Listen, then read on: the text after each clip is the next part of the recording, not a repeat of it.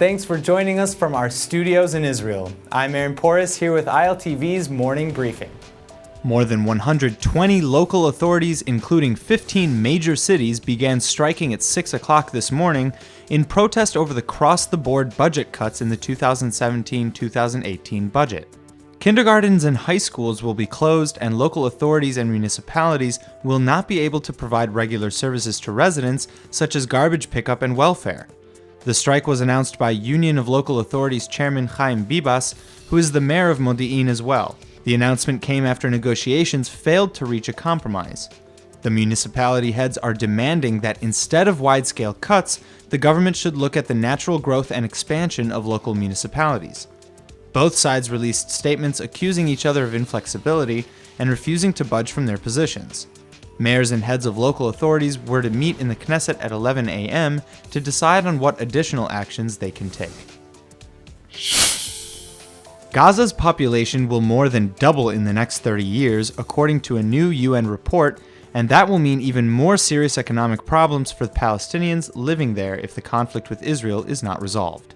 The report predicts an increase in Gaza's population from 2 million to 4.8 million by 2050. That growth spurt will outpace the West Bank, where the population is predicted to grow from the current 2.9 million to 4.7 million people.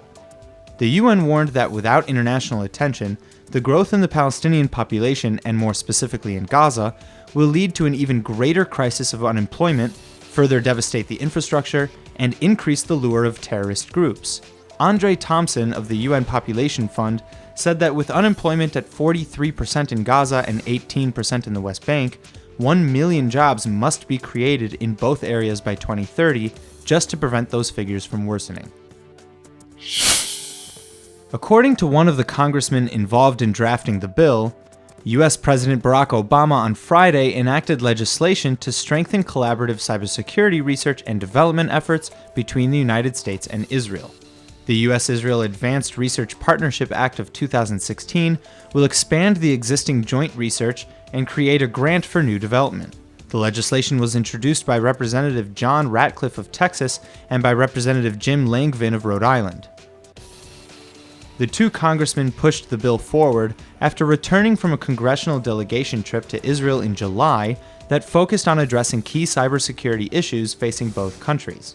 The lawmakers said their meetings with top Israeli officials, including Prime Minister Benjamin Netanyahu and former Minister of Defense Moshe Ya'alon, laid a critical foundation for their U.S.-Israel cybersecurity legislation. In a 76-page request written to Israel's High Court, the Knesset has formally asked for a delay in the forced evacuation of the Amona settlement outpost.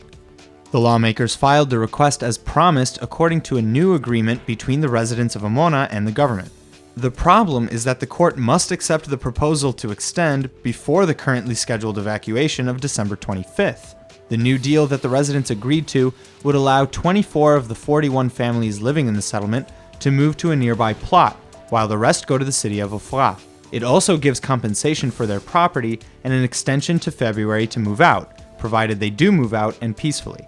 With the extension request up in the air, Amona residents have reportedly prepared for the possibility that they will resist the evacuation if forced to leave by the weekend. Answering the pleas from Syrians and Israelis, Prime Minister Benjamin Netanyahu has announced that Israel is ready to take in refugees. The official instructions to the government is to find ways of extending medical aid to the Syrians caught up in the horrific 6-year war.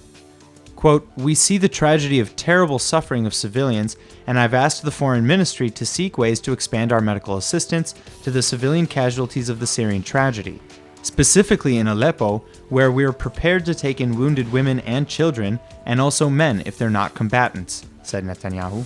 In a meeting with the foreign press, Netanyahu expanded on his statements, saying that there is little else Israel can do for Syria apart from helping the wounded. Israel has medically treated over 2,000 Syrians fleeing the war since 2013. That's all for now. I'm Aaron Porras, and see you later with our main daily broadcast from Israel at 2 p.m. Eastern Time.